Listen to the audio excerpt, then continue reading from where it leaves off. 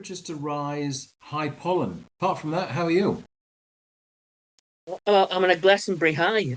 The weather is hot. Glastonbury's on. It's like the definition of a English summer.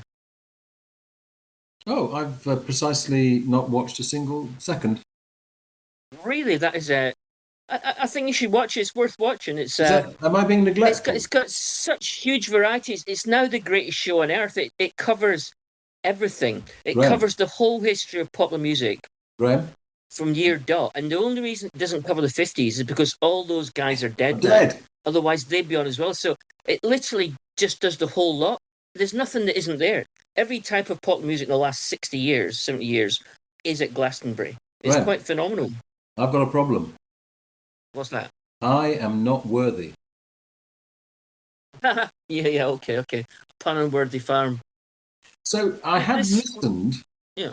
dabbled, BBC Radio 2, BBC Mm. Six Music. So I did hear the BBC apologising nervously for uh, the upcoming Neil Young song, which had the F word in it, well, profusely, and Oh, just before we played it. So they've obviously got this list, yep. which they didn't seem to do with the rap duo, when just when they were about to make their opinions on the Well, idea. actually, Ray, you know the retro soul singer Oh Ray, who's all yes, very respectable and yes, popular and was on BBC One during Glastonbury. yes. She swore properly a few times. Mm. What sort And of day, so time of day somehow was she? Neil Young's a problem. Was she pre watershed? Is there such a thing anymore?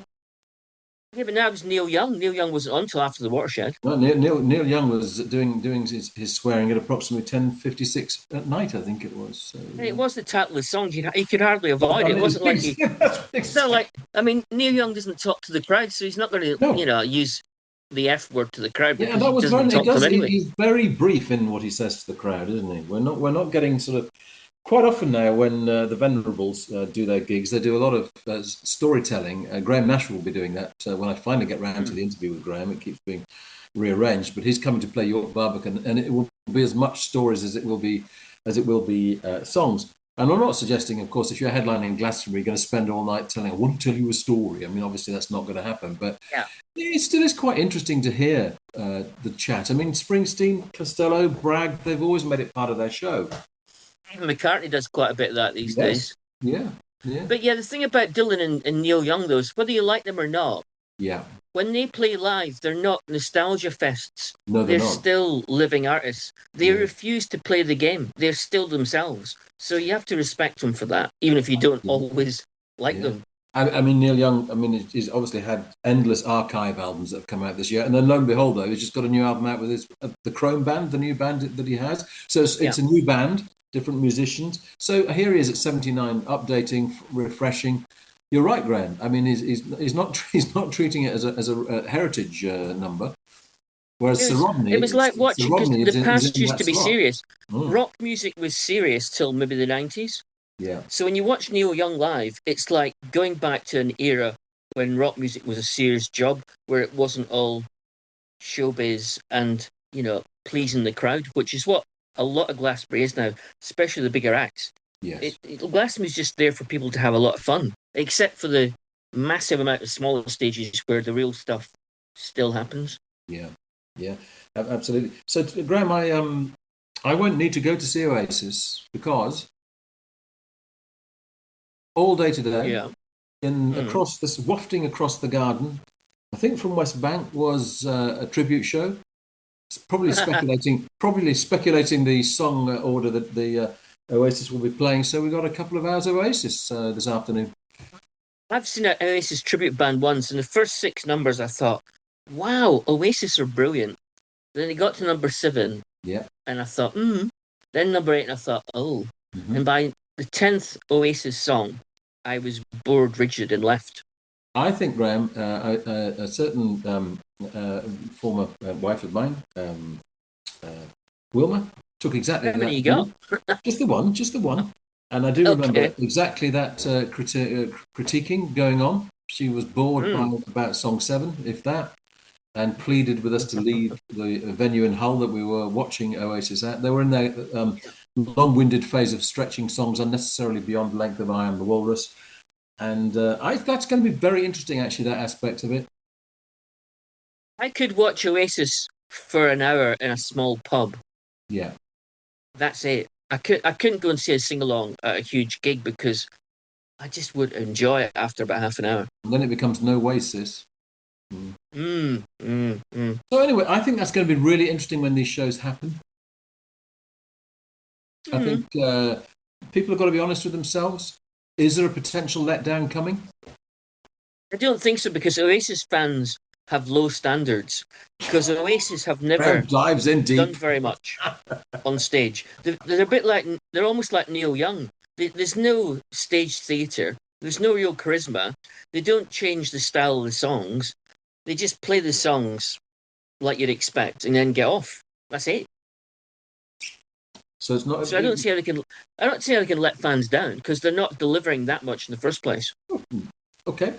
I'm going to put to you the idea that Shed 7 might be doing a better show than Oasis these days. Over to you, Saw Graham. Shed 7 at Glastonbury. And the weird thing about both Shed 7 and Franz Ferdinand, who played at the weekend in Glastonbury, is they were both as showbiz as Rod Stewart. Yeah.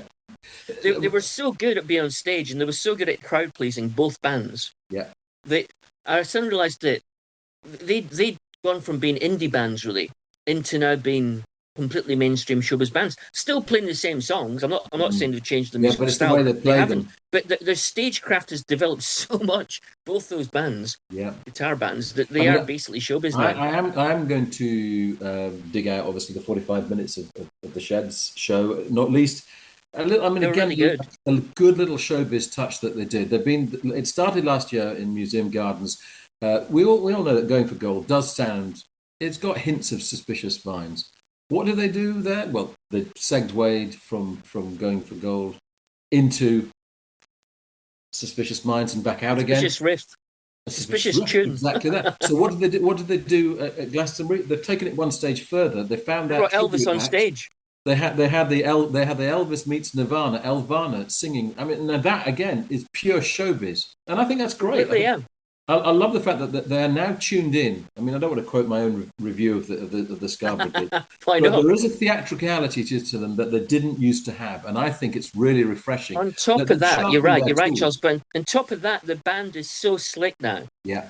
Their live sound at Glastonbury on Friday was absolutely perfect. They were completely together. Great, bright, shining music. It wasn't like in the 90s where you remembered when they used to play in Fibbers before they got big, because the performance live in those days was, not as advanced as it is now. Now it's like a full, clean, bright, crisp, professional, perfect, on the money sound. So they're a phenomenal live band. Yeah, Paul Banks trailered the show by saying, and I'm going to miss out one of them because I've forgotten, but it was better, louder, and then something, and then battle hardened. And I think that was a really good image as well. This idea that they're battle hardened, because they came back after a gap, and they've been playing a long time since coming back from a hiatus. And battle hardened is a good word for it. They now, I think they're at their maximum high, to quote an album title. I think they are there now with the way they perform. And they are showbiz, like that's a good word for it. Showbiz. Yeah. They're like Suede's tour of 2 years ago. Or 3 years ago, when Suede were better 3 years ago than they were 30 years ago. Shed 7 are much better now than they were 30 years ago. Now, Graham, by way of contrast, you mentioned 2 acts on Glastonbury, just in passing. Kneecap the Irish rappers who are in hot water over anti-terrorism laws. Again. I watched their set and it had a lot of swearing and a lot of anti-Keir Starmer stuff, a lot of pro-Palestine stuff. But it was quite bracing. It was a bit like being chucked in a romper room with loads of kids all making a hell of a racket and rushing around. So it made you feel young again. It was, I don't necessarily agree with them the whole time, but it was certainly worth watching. And then Fortet, who is the Money of electronica, electronic dance music. Fortet is just unbelievable. There was one track he did, and what he creates with great subtlety, because he can do all the tricks and all the cliches of dance music, electronic dance music, but he doesn't use those tricks to create a dance music sensation of people just having a great time. He turns it into great beauty, and it basically creates moments of transcendence. Fortet is just absolute legend. Absolutely. Graham, I'm not necessarily saying by way of contrast, but on a much smaller scale, but a band of huge significance in the history of Leeds, the Gang of Four, and this was their final hometown Leeds gig, and post-punk legends, of course, and they're no longer a Gang of Four, they're down to a Gang of Two now, aren't they? So Yeah. what's the significance of the gig? I mean, who ended up playing then? I mean, who was the Gang of Four? Where did you see the Well, the show? Gang of Four was John King, lead vocalist, Andy Gill, Yeah. guitar player and songwriter, Dave Allen, bassist, and Hugo Burnham, drummer. Mm. But sadly, Andy Gill, who I interviewed in 2014, a really interesting interview, Yeah. he died a few years back. And Yeah. then just recently, Dave Allen died. So there's only Alan John did, King, yeah. the singer, Yeah. Hugo Yeah. Burnham, the drummer. And Hugo himself comes on stage with walking sticks. Really? And although he still drums like a phenomenon, he's like a man possessed when he drums. When he gets back up to go off stage or whatever, he almost has to be helped out of his seat. But he was great, and John's great singing, and John still acts the same as he acted when I saw the original lineup when they reformed in 2005 Yeah. when they played Leeds University. But nowadays they're augmented by uh, Gail Greenwood, a great female bassist who's been in both Belly and L7, and Ted Leo, who's the youngest person in the band. He's 55. So Ted is the youngest person. He plays guitar. He takes on Andy Gill's role, and he's like a long time indie cult rocker from America. So there's two Americans and two Brits. And let me tell you, as a live band, they are better now than when I saw the original lineup in 2005. Gosh.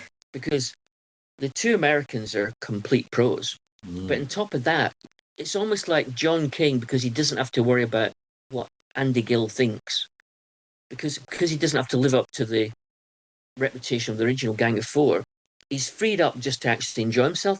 So they look like a band, despite the fact this is probably going to be the last ever Gang of Four gig in Leeds, their hometown, where they formed in the late 70s. They look like they're having the time of their lives. They're really good fun. So where did they play, Graham? Where did you see them? At the Brudenell, absolutely packed out in the Brudenell. Yeah. And John King spent the gig talking about Gang of Four's early days, just like you've mentioned, like, Brewster's Live. He talks about where the band formed, where they used to live, which cafes they used to go to, where they used to drink. So it was really nice to hear him link him and the band and the history to the venue and the city. And they did like the whole of Entertainment, the 1979 debut album in the first half. Then a sort of like potted greatest hits in the second half. And I looked back, thanks to my great friend James Littlewood, at a YouTube video of them playing live in New York in 1980, the original lineup. Yeah. And I think that the lineup now was better live, except for one thing. The originals weren't having fun. They were ferocious. When you see them in 1980, they're absolutely ferocious. They really mean the whole thing. This isn't a fun night out. This is that they're totally serious. And of course, that's the one thing that doesn't happen anymore, because they can't be. That was the irony, wasn't like it, Graham, of the title Entertainment? That's not what they were giving. Well, that was the joke, wasn't it? Not what they were about. But the bizarre thing is, when you hear those songs now, those sort of post-punk, stripped back guitar, funk without any of the danceability to it. When you hear like I Found That Essence Rare or At Home as a Tourist or Damaged Goods, when you hear them live now, they sound like classic songs. It's hard to believe, because they weren't successful. They had no hits in Britain whatsoever, and only very minor hits in America. It's very hard to believe that they weren't bigger at the time, because they're just clearly great songs. They still stand up now. They still sound fresh and new. I Love a Man in Uniform should have been a massive hit. Yeah, that was 68 in the UK, number 68. 68? Yeah. It was a big college hit in America. In America, it actually made number one on the Billboard dance chart, Did I Love a Man in Uniform? That's quite an achievement, calling it a dance song. That's a hell of an achievement. That's their biggest hit. That is the single one. And obviously, they played that in the second half. Yeah. Graham, let's have a short one from you. And we're going to go a bit more briskly on our next ones. So give us a short one now. All right. So, I talked a lot about Spotify streaming figures for major acts last week. Yeah. Well, I thought I'd chuck a few extra ones in. So Adele got 53,783,000. So that stands up well. Kendrick Lamar is the most popular rapper. 83,112,000. So that's all pretty good. And Mm. you think, well, that's fair enough. They're big acts, Kendrick Lamar, Adele. But wait till you hear the comparison. You know, Adele, 53 million, Yeah. Kendrick Lamar, 83 million, Yeah. Pulp, 3,408,000. Did you say Pulp 3 million? Yep. Kate Bush, 12 million. Mm. It gets worse. To end this little short segment, Public Enemy, the classic rap band, Yeah. their monthly listeners on Spotify are 1,917,000. Blimey. And yet Kendrick So Lamar, 83. it shows you in the streaming world that stuff that gets a lot of attention from critics like you and me gets absolutely overrun in the streaming world. And once critics and gatekeepers in Mojo and Uncut disappear, acts that are interesting like Public Enemy will get will have no impact whatsoever on the broader world. So, Graham, in a nutshell, what makes Kendrick Lamar so appealing on on a streaming service? What's that about? It's modern. It's a bit like Charlie XCX. I saw a bit of her at Glastonbury. Yeah, I thought her music was totally boring. Very professional, well arranged, but no tunes, no memorable melodies whatsoever. Same with Olivia Rodrigo, and the same with Kendrick Lamar. He's interesting, and he packs a lot in. There's a lot of jazz influences, but it doesn't do any tracks that remain in the brain. In the membrane. Give me Johnny Marr over Kendrick Lamar once rapped every day. So I don't actually like Kendrick Lamar that much. I can see he's got talent. I can see it's interesting. I can only think that the reason that I say this is because I compare him to lots of much better music from the past. Yes. Where if you're young, you don't necessarily do that. You just go, "Ooh, this is interesting. I like this." And no, you're right. I mean, I am so detached now from being young and being exhilarated by new music. I just regularly will buy albums by artists that I've loved for years. Latest example, remembering now, Van Morrison's new album. Van hits 80 this year. It's his best album in a long, long time. So, I buy that rather than going and buying Kendrick Lamar, for example. And am I being conservative with a small c in doing that? Yes, I probably am. But, one of my favourite musicians of all time, even if can be a grumpy old thing. And I find it more rewarding if you like to add to the canon of work that I know by him that I've always loved. And so is that blinkered? Maybe, but I think it's probably inevitable where you build up the scree of loving someone's work for a very long time. And I don't think you're being blinkered in doing that. I think you're naturally wanting to know what music they're coming up with. And I don't think I like listening to new things, but I reserve the right not to like them once I've listened to them. So I will take an interest in all the stuff that's modern, but I don't like a lot of it. I do like some of it. Are you more likely, as perhaps I am now, to be more quickly dismissive of new music? Oh, I can't be bothered. No, I give it a chance. When I bought Billie Eilish's last album, I played it a lot of times. I was hoping to like it, and eventually had to give up because it wasn't a terrible album, and it was the use of synths by Billie's brother was superb, good atmosphere, but not many good songs and not many good ideas that made me want to play it after I played it 10 times. I mean, that's good research on your part. I probably won't go that far. I mean, I do now use Spotify to try out albums, and as I say, maybe I reach for that note, can't be bothered button more quickly than I should. But life's short. No, it's not. It's actually quite long. But anyway, you know what I mean. Ain't much time left. You can't argue with taste. Taste always comes into it, Charles. But one more thing about Gang of Four. They played Armalite Rifle, which got banned by the BBC at the time. Yes, and they were like the kneecap of the 1970s with the BBC. But because they were clearly left-wing and sympathised with the Catholic population of Northern Ireland during the Troubles, an Armalite Rifle was about guns, particularly dangerous rifles that were used by the British Army and other people like UDA, and I don't know if the IRA used it. That got banned, so they used to be kneecap, and now John King looks like a academic professor. Yeah, you make the point actually in the initial notes is why they're still relevant today, and you're giving that as an example, I guess, Graham. Well, the lyrics are John made a joke himself about how the songs were all about exploitation and inequality and political and bullying and war by authoritarian That regimes, and he strikes says, me. That's he said, now. like, if only the lyrics were still relevant, he joked. And of course, they're still exactly irrelevant. Exactly. Now, Graham, on your recommendation, I have watched Shifty. I think it's the most remarkable Mm, thing I've seen on television in a very, very long time.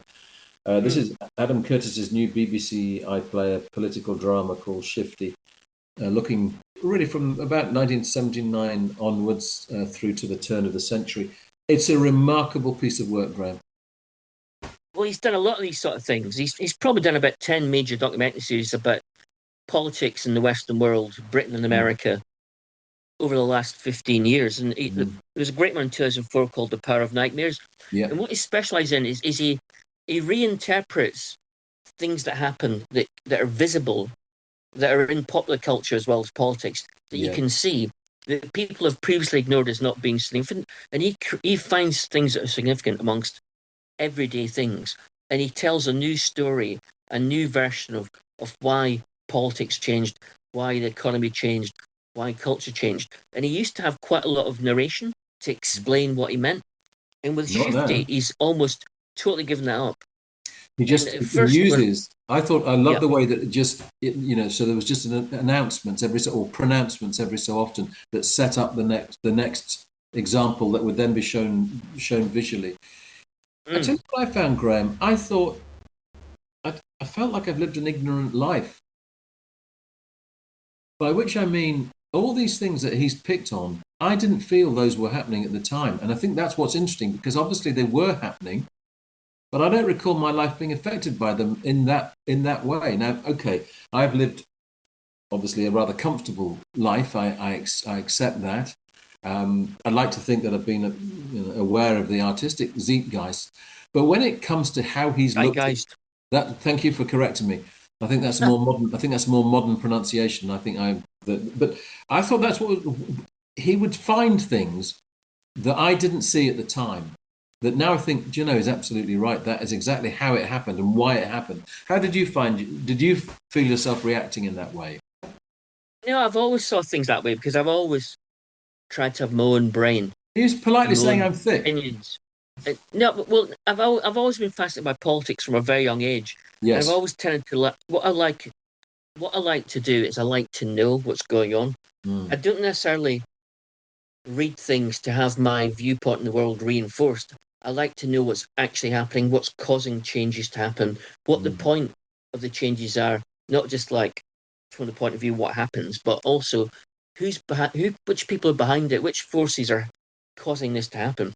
And I've always done that. So it's quite mind blowing, Adam Curtis mm. documentary in general, but maybe my mind's not quite as blown as yours because I've always had that weird Yeah, yeah. perspective I on mean, things anyway. maybe I just live a too comfortable and too closeted life. That is very possible. I mean, the example I'd give is the way that he showed how politicians lost control to finance, partly with the decision for the Bank of England to be in control rather than the government, and then the consequences that went there.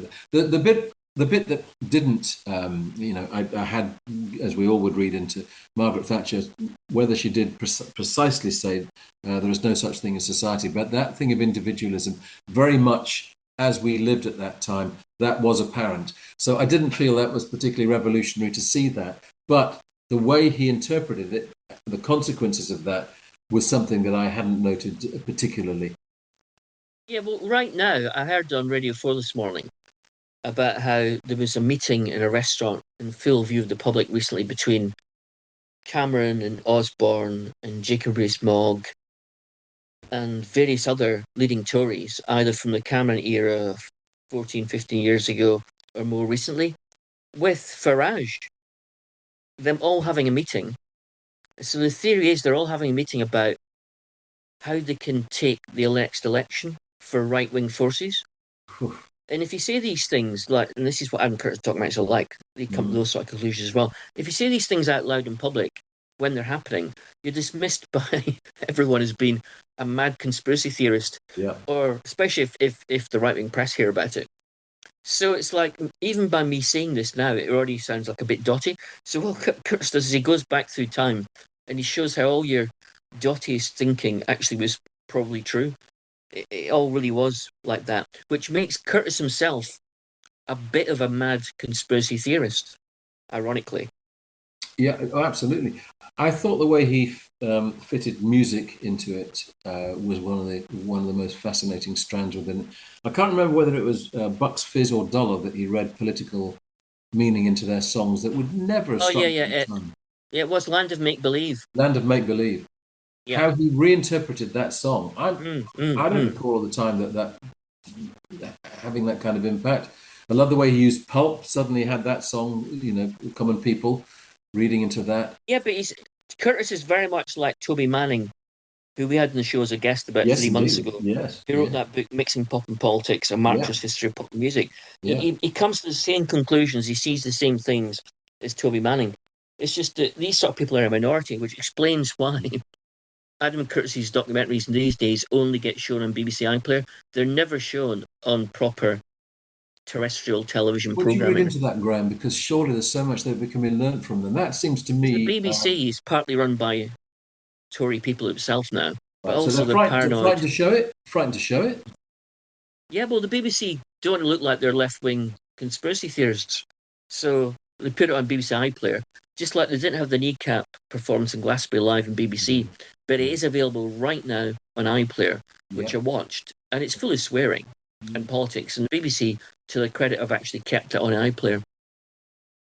But I would say one further thing about Adam Curtis: Yeah. the greatness of Shifty, the new one, is because he hasn't got narration and he has these clips of just ordinary people do ordinary things, as well as political clips and proper history happening in video clips. He mixes it all together, and what he's really trying to do, he's trying to show how a nation changed without actually telling you that outright. He's portraying the evolution of a whole nation purely by video clips. It's a bit like an Invasion of the Body Snatchers when you go to bed and you wake up in the morning and an alien who looks just like you is lying next to you and then kills you, and then the world's run by aliens who look the same but have completely changed. That's what he does with Shifty. He's trying to show how people, he's not talking about politicians changing, he's talking about people changing. And that's what makes it quite a scary show to watch. I think one of the things that's scary about that is that people are changing without realizing they're changing. That's one of the things. That's one of the things that alarmed me about it. I thought was so remarkable about it. I think people will look back at their behaviour and think, "Bloody hell!" But some of the things that they did, and without any conscience, just the changes. They won't care because the money lending, for example, where the hell that went. Yeah, but people don't care now because once the changes happened, to look back at what you were before the change happened is completely pointless. You know, I'm probably a bit different to what I was 30 years ago. What's the point of me revisiting what my character and behaviour was like 30 years ago? It can achieve absolutely nothing. So why would people even think about how they used to be? They just get on with how things are now in general. And that's how it happens. It happens by stealth. Shifty shows that change happens by stealth. That's how it came across. Just for the last point, any thoughts on why sport didn't feature at all?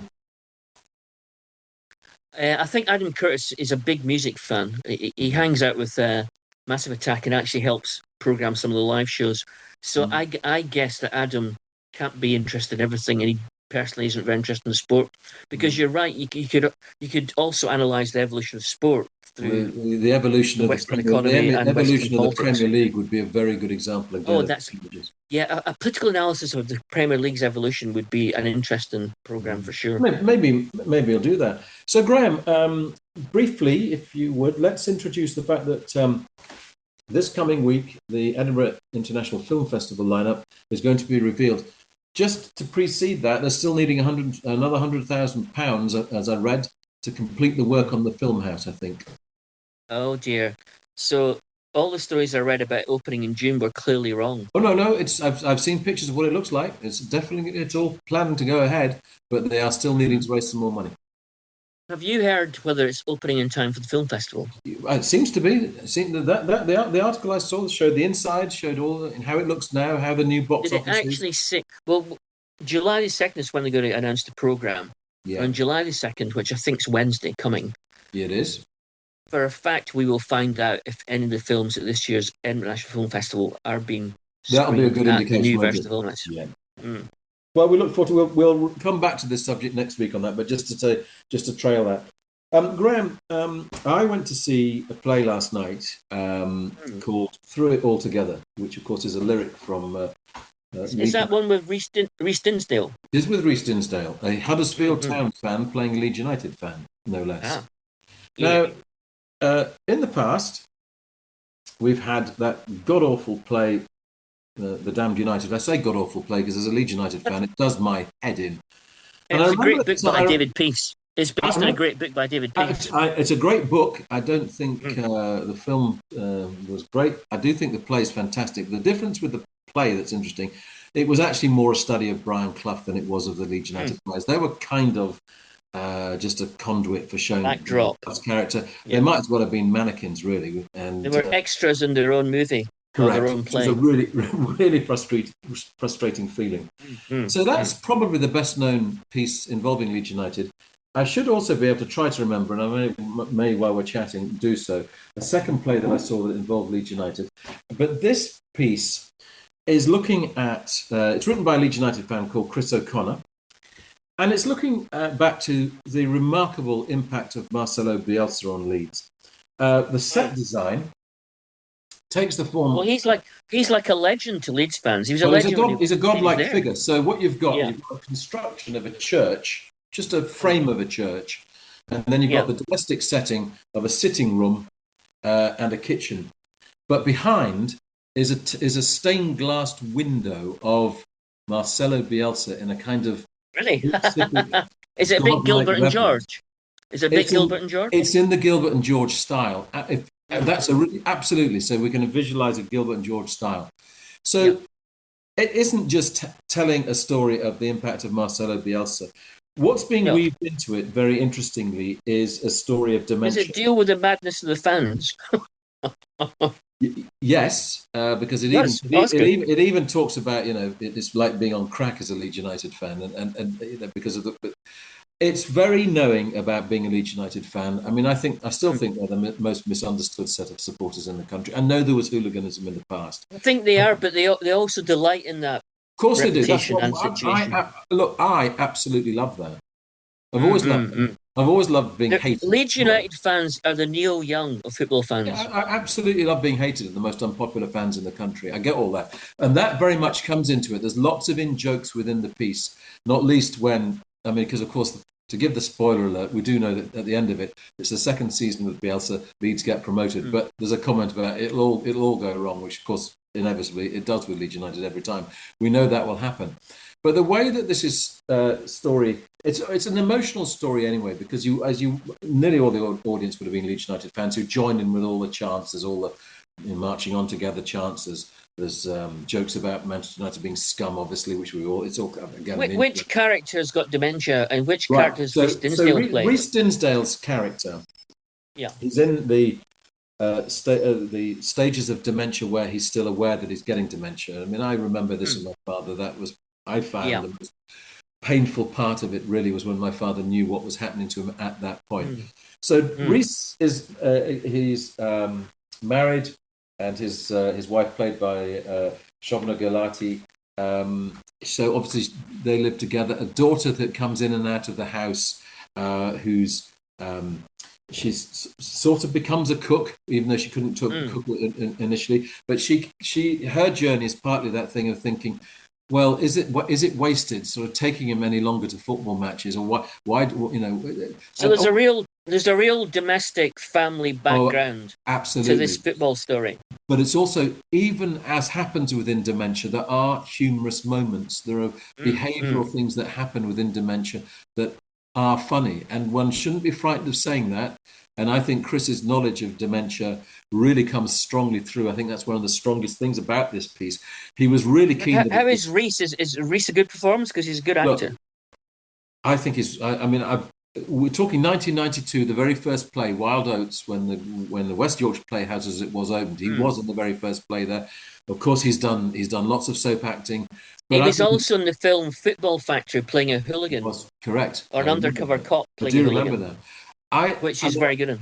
I am obviously invested both as a Leeds United fan and as a son of a father who 7 years, bless my father, it took for him, for dementia for him to go to that awful moment.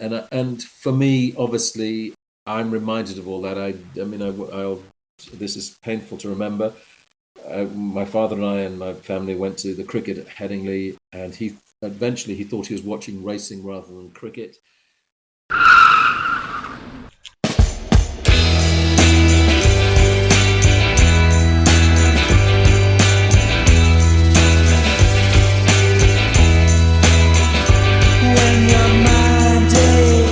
You've been listening to the podcast Two Big Egos in a Small Car. Your hosts were Graham Chalmers and Charles Hutchinson. This was a Baltic sub-production.